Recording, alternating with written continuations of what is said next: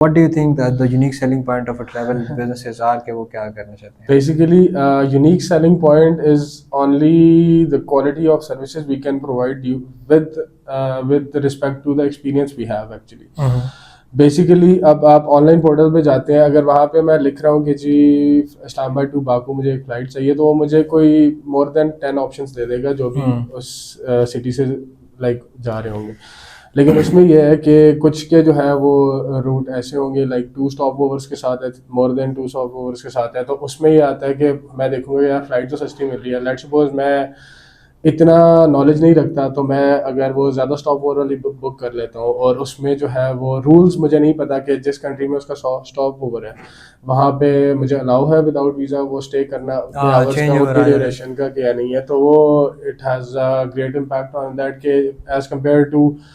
अगर आप किसी ट्रैवल मैनेजमेंट कंपनी को ये जॉब देते हैं तो वो आपको बेसिकली एग्जैक्टली वो चीज़ प्रोवाइड करेगी जिसकी आपको ज़रूरत है। लाइक वो ये सारी अपने एक्सपीरियंस से ये सारी चीज़ें उनको पता होती हैं, तो वो आपको डायरेक्ट फ्लाइट या जो भी बेस्ट फ्लाइट ऑप्शन होंगे वो प्रोवाइड करेंगे, और जो भी वहाँ पे उनके एक्सपीरियंस में जो बेहतर होगा या रिव्यूज़ वाइज जो भी बजट के विद इन बजट जो है वो होटल होंगे वो ऑफर करेंगे, टूर्स जो भी हैं वो लोकेशंस ऐसी बता देंगे जहाँ पे जो है वो आप बेस्ट एंजॉय कर सकते हैं उस कंट्री में, और वीज़ा असिस्टेंस वो आपको प्रोवाइड कर देंगे। बहुत सी ऐसी लाइक डेफिनेटली छोटी छोटी जो है वो हिडन चीज़ें होती हैं जो जिसमें आपको जो है नहीं पता होता, नॉर्मल एक लेमैन को नहीं पता कि यार मैंने अपनी पासपोर्ट की स्कैन किस तरह से लेना है, कौन से उसमें चीज़ें ऐड करनी है अपनी इंफॉर्मेशन जिसकी वजह से मेरा वीज़ा रिजेक्ट नहीं होगा यार। तो वो ट्रैवल जो आप किसी भी मैनेजमेंट कंपनी के पास जाते हैं तो वो आपको ये सारी चीज़ें हैसल फ्री कर देती है, to the point hassle free. Definitely वो अपने सर्विस चार्जेस तो बीच में ऐड करती है, लेकिन वही बात है कि आप समटाइम्स आप you are looking for the ease, ठीक है, आप ये नहीं कर रहे होते कि यार मैं बस सस्ते के चक्कर में कुछ गलत कर बैठूँ, और बहुत से लोग ऐसे करते भी हैं। और एक और डिसएडवांटेज अक्सर ये हो जाता है कि आपकी बुकिंग्स जो आप ऑनलाइन करते हैं आप राइट अवे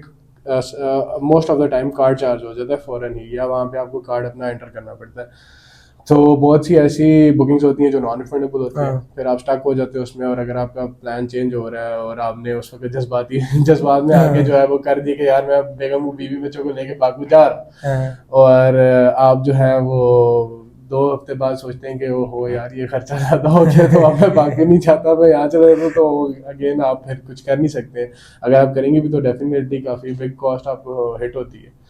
और वेयर अगर आप ट्रैवल मैनेजमेंट कंपनी, तो वो आपको पहले ही सारी ऑप्शंस बताई होती हैं कि हम आपकी बुकिंग डालने हैं, ये डेडलाइंस है, ये कैंसिलेशन डेडलाइंस है, इससे पहले आपने जो है वो प्लान चेंज हो जाता है कंफर्म तो करना, बताना। हाँ प्लान चेंज हो गया तो बताए, और अगर हो गया तो उसके बाद आपको ये हिट करेगी पेनल्टी अगर आपने बाद में कैंसिल करनी है। तो अगेन द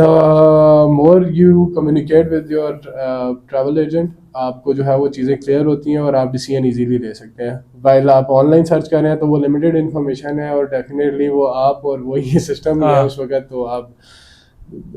डेफिनेटली उस वक्त जो है यही चीज़ मैटर कर रही होती है कि नॉलेज जो है वो आप ट्रैवल एजेंट के थ्रू जो है बुक करें तो ज़्यादा बेटर है।